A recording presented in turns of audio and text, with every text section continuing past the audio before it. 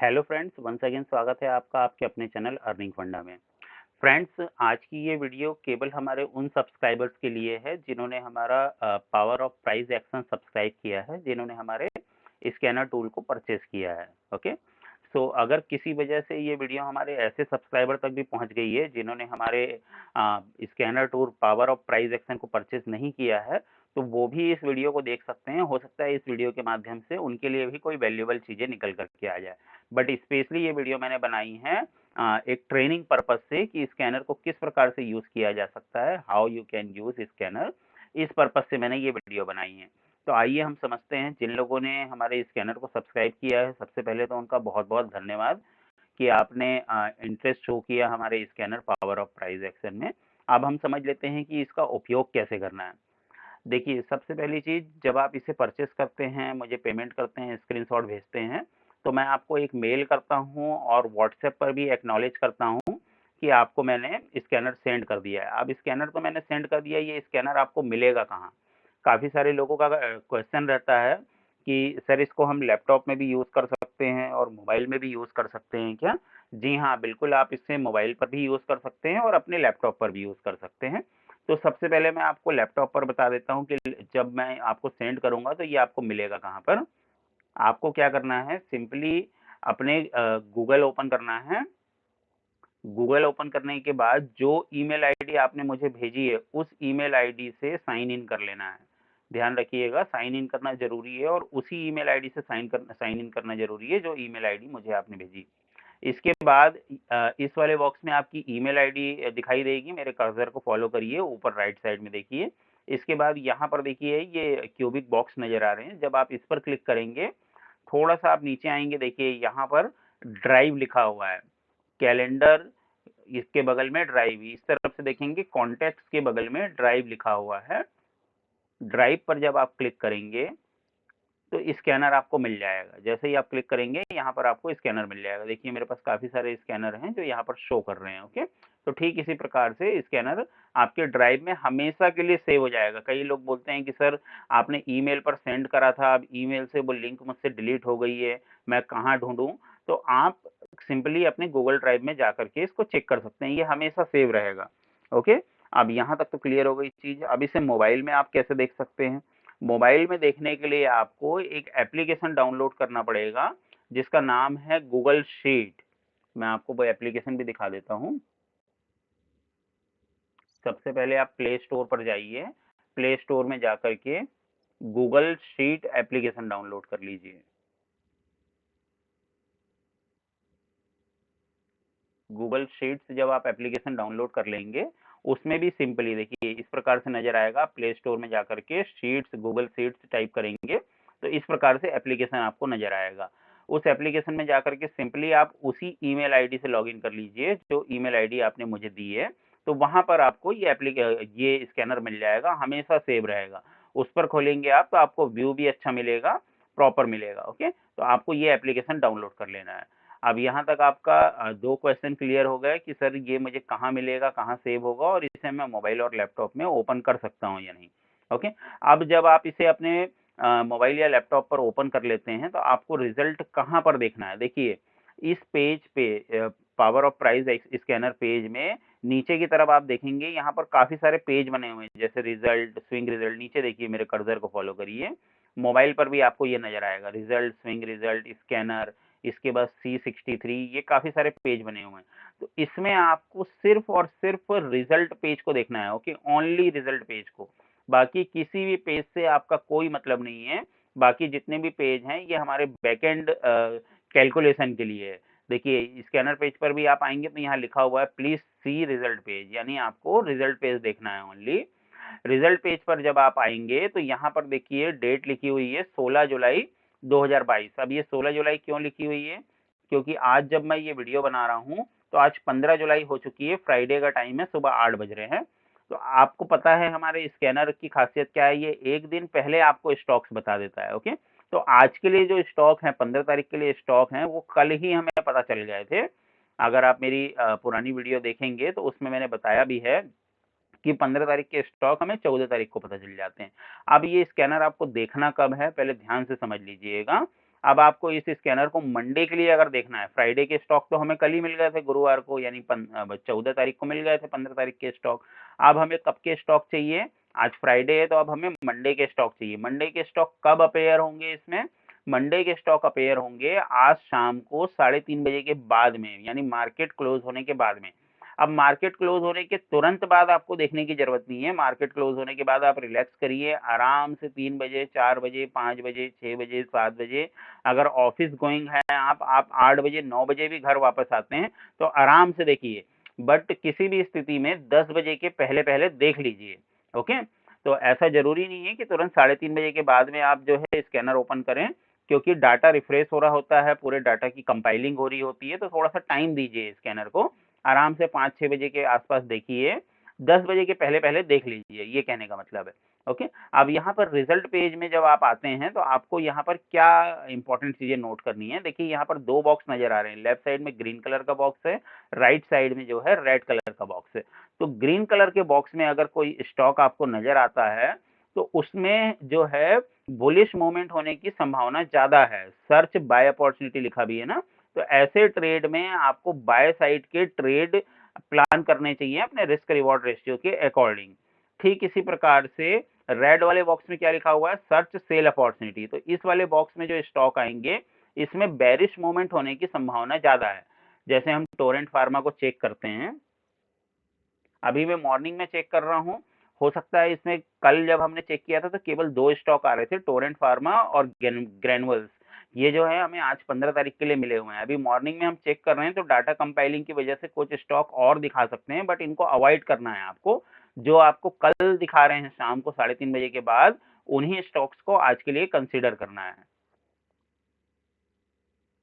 तो मैं Torrent pharma का स्टॉक चेक करता हूँ, ये सेलिंग के लिए आ रहा है हमारे पास में। देखिए इसमें जो कंडीशंस बनी हुई है, ये 30 ट्रेडिंग सेशन के हाई पर बना हुआ है और एक पिन बार टाइप की कैंडल बनी हुई है।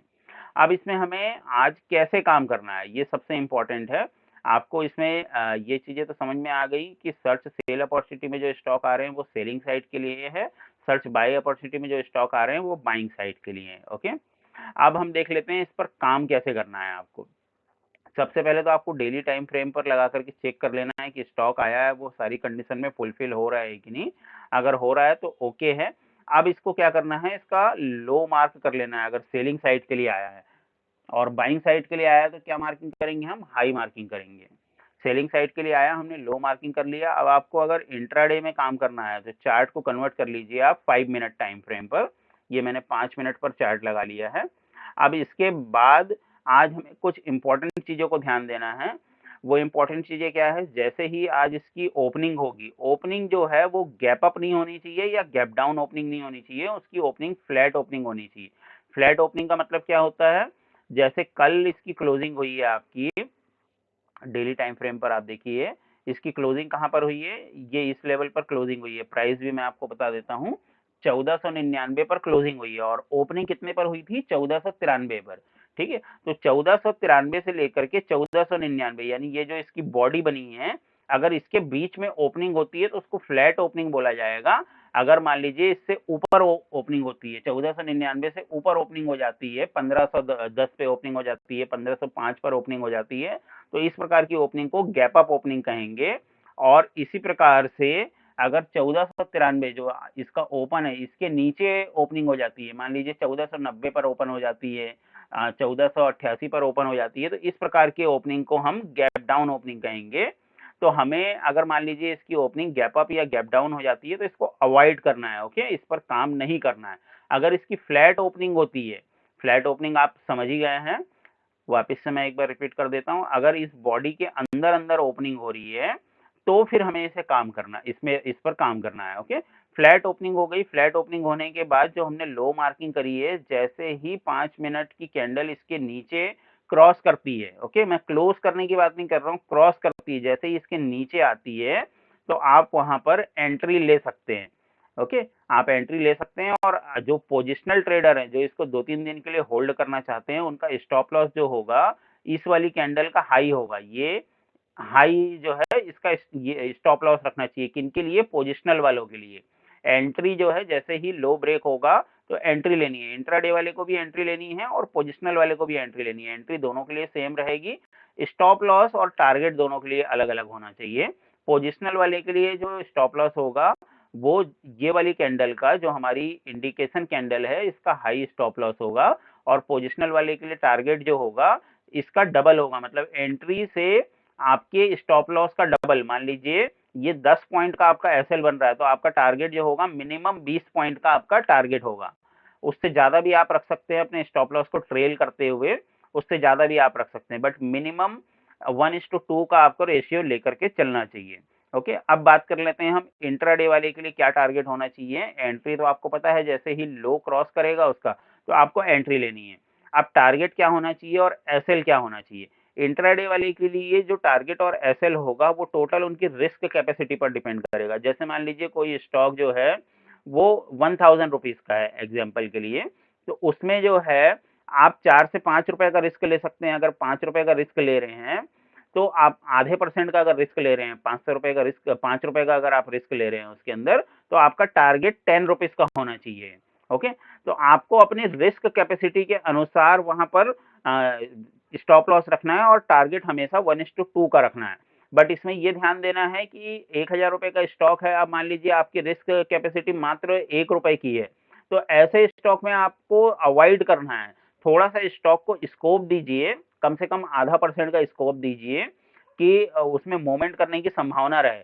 क्योंकि ऐसा नहीं है कि जैसे ही इसने लो ब्रेक किया और यहाँ से लगातार प्राइस आपकी डायरेक्शन पर गिरना चालू हो जाएगा।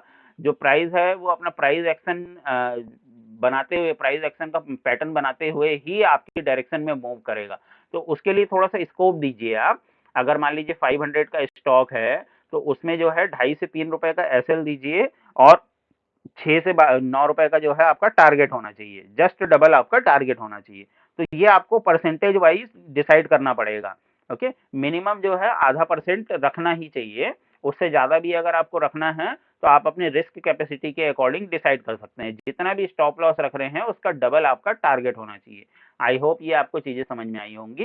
ठीक है, तो ये हो गया आपका इंट्राडे के लिए एंट्री।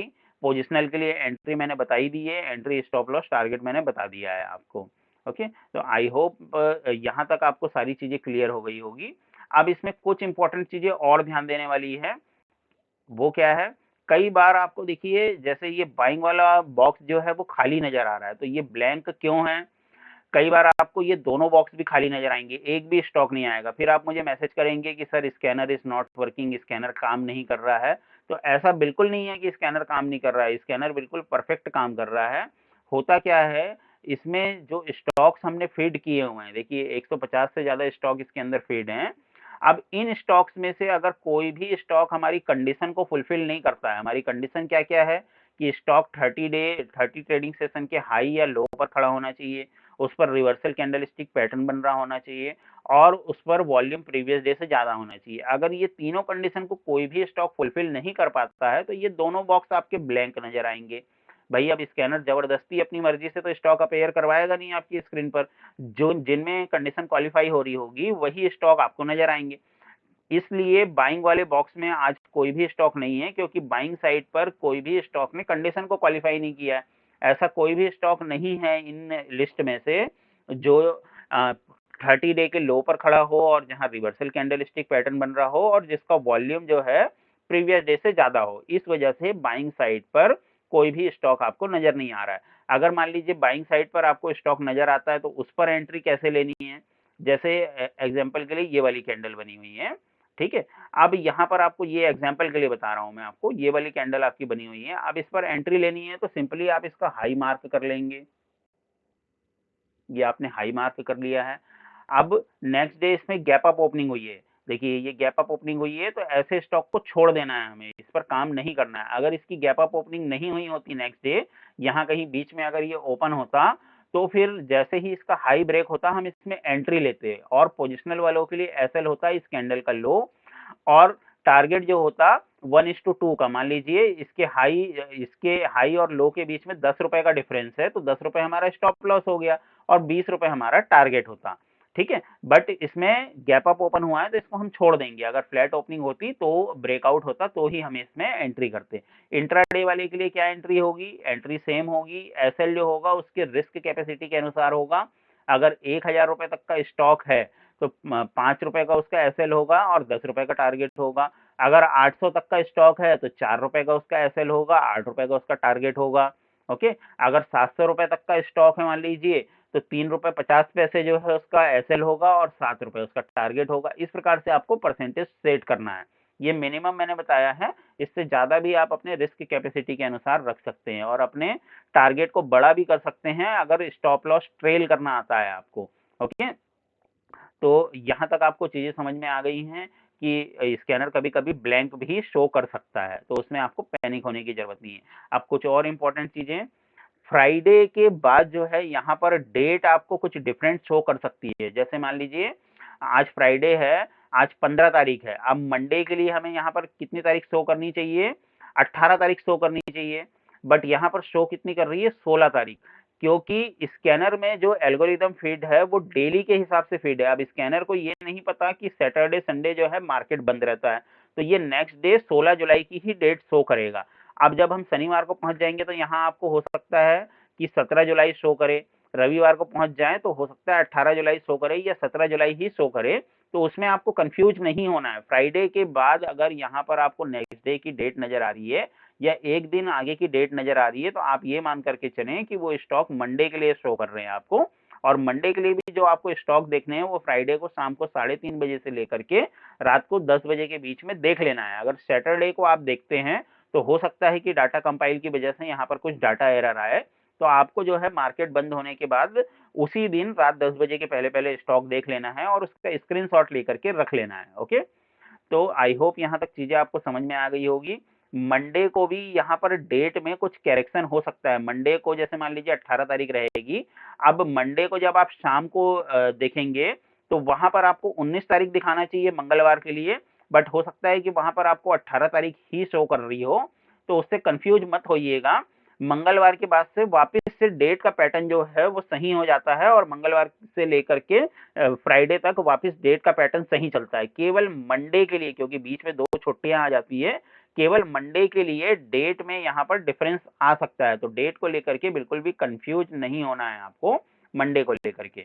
ओके। तो यहाँ तक आपको सारी वीडियो क्लियर हो गई है, सारा कॉन्सेप्ट क्लियर हो गया है। अगर कोई भी डाउट रहता है, कोई चीज नहीं समझ में आती है तो स्क्रीनशॉट के साथ मुझे व्हाट्सएप करिए। जिस पर आपने मुझे पेमेंट किया है, जिस पर आपने मुझसे कांटेक्ट किया है, उस पर आप स्क्रीनशॉट के साथ में मुझे अपना क्वेश्चन लिख करके भेजिए। और क्वेश्चन लिख करके भेजते हैं तो थोड़ा इंतजार करिए, मैं टाइम की कन्वीनियंट के अकॉर्डिंग डेफिनेटली आपको आंसर दूंगा। Okay. And one more thing, मेरे वीडियो में काफी सारे लोगों ने देखा है कि मैंने ये वाला स्कैनर दिखाया है 1.1 एडवांस प्राइस एक्शन स्कैनर। तो काफी सारे लोगों के मेरे पास क्वेश्चन आते हैं कि सर आपने जो स्कैनर भेजा है वो तो power of price action scanner भेजा है, एडवांस स्कैनर नहीं भेजा है। आप देखिए दोनों स्कैनर में आपको कोई फर्क नजर आ रहा है क्या? ये देखिए, ये आपका advance price action scanner show कर रहा है मेरी स्क्रीन पर और ये power of price action scanner show कर रहा है। दोनों में कोई फर्क नहीं है। एक्चुअली यहाँ पर जो डाटा शो हो रहा है इसी डाटा को हमने यहाँ शो करवा दिया है, पावर ऑफ प्राइस एक्शन में शो करवा दिया है। ओके। तो कभी भी कंफ्यूज मत होइएगा कि आपको ओल्ड वर्जन भेजा गया है, आपको न्यू वर्जन ही भेजा गया है। और ये जो मैं वीडियो बना रहा हूँ इसकी लिंक आपको यहाँ मिल जाएगी, ये जो है ये यहाँ पर लिंक मिल जाएगी। इस लिंक पर क्लिक करके भी आप इस वीडियो को देख सकते हैं। काफी सारे लोगों के साथ में कंफ्यूजन होता है कि सर व्हाट्सएप डिलीट हो गया था, जो आपने वीडियो भेजी वो नहीं मिल रही है, वीडियो वापस से भेज दीजिए। तो यहाँ पर आपको लिंक दी गई है, आप यहाँ से जब चाहें तब इस वीडियो को देख सकते हैं, ये हमेशा आपके पास रहेगी। एंड जिन लोगों ने 1 मंथ का सब्सक्रिप्शन लिया है उनसे निवेदन है कि 1 महीने के पहले पहले अपने सब्सक्रिप्शन को रिन्यू करवा लीजिएगा, अदरवाइज सर्विसेज आपकी बंद हो जाएंगी। एंड जिन्होंने लाइफ टाइम सर्विसेज लिया हुआ है उनके लिए तो ये लाइफ टाइम रन करता रहेगा। तो आई होप यहाँ तक आपको सारा कॉन्सेप्ट क्लियर हो गया होगा। कोई भी क्वेश्चन, कोई भी डाउट होता है तो मुझे व्हाट्सएप करिए। एंड इसके अलावा कुछ क्वेश्चंस और आते हैं मेरे पास कि सर आपके पास निफ्टी बैंक निफ्टी के लिए भी कोई स्कैनर है क्या, या फिर ये जो स्टॉक्स यहाँ पर शो कर रहे हैं इनको हम ऑप्शन में भी यूज कर सकते हैं क्या? ये भी काफी बार मेरे पास क्वेश्चन आते हैं। तो जी हाँ, आप इनको ऑप्शन में भी यूज कर सकते हैं। ऑप्शन में कैसे यूज करना है इस चीज को समझ लीजिए। जैसे मान लीजिए ये टोरेंट फार्मा का स्टॉक है आपका, अभी अगर इसका लो ब्रेक करता है लो कितने पर है, 1486 के आसपास है, इसका लो ब्रेक करता है तो यहाँ के आसपास की जो भी स्ट्राइक प्राइस होगी, अगर आप ऑप्शन बायर हैं तो उसका आप पुट बाय कर सकते हैं और अपने रिस्क कैपेसिटी के अनुसार उस पर एसएल रख सकते हैं। ठीक इसी प्रकार से अगर कोई बाइंग साइड का स्टॉक होगा, उसका हाई ब्रेक करता है, तो वहां पर जो स्ट्राइक प्राइस है, जो करंट स्ट्राइक प्राइस है एटीएम या फिर एक स्ट्राइक प्राइस नीचे आईटीएम, एटीएम या आईटीएम पर ही काम करना चाहिए अगर आप ऑप्शन बायर हैं तो। ऑप्शन बायर को ओटीएम पर, out of the money strike price पर कभी भी काम नहीं करना चाहिए, एटीएम और आईटीएम पर काम करिए। तो यहाँ पर नियर बाई पर जो भी स्ट्राइक प्राइस है उसका आप कॉल बाय कर सकते हैं अगर ऑप्शन बायर हैं तो। ओके, तो आप ऑप्शन में भी काम कर सकते हैं। एंड रही बात निफ्टी एंड बैंक निफ्टी की, तो निफ्टी और बैंक निफ्टी के लिए हमारे पास सेपरेट स्कैनर है जिसका नाम है ऑप्शन रिवर्सल कैलकुलेटर। अभी आप देखते होंगे वीडियोस में, मैं इसके विषय में भी मैंने बताना चालू किया है। ये निफ्टी एंड बैंक निफ्टी के लिए है। इस पर हमें रिवर्सल पॉइंट पता चल जाते हैं कि मार्केट में कहाँ तक स्ट्रांगनेस है, कहाँ पर जाकर के मार्केट रिवर्ट हो सकता है, ये सारी चीजें हमें पता चल जाती है। तो इस स्कैनर के बारे में भी आने वाली वीडियोस में मैं बताऊंगा। तो इस स्कैनर को भी आप जो है आगे सब्सक्राइब कर सकते हैं, इस स्कैनर का भी आप लाभ ले सकते हैं। ओके, तो आज की वीडियो के लिए इतना ही। आई होप ये ट्रेनिंग सेशन आपको पसंद आया होगा। अगर कोई भी डाउट क्वेश्चन होता है तो मुझे व्हाट्सएप करिए, मैं डेफिनेटली टाइम की कन्वीनियंट के अकॉर्डिंग आपको आंसर करूंगा। इस वीडियो को देखने के लिए आपका बहुत बहुत धन्यवाद। Thank you very much.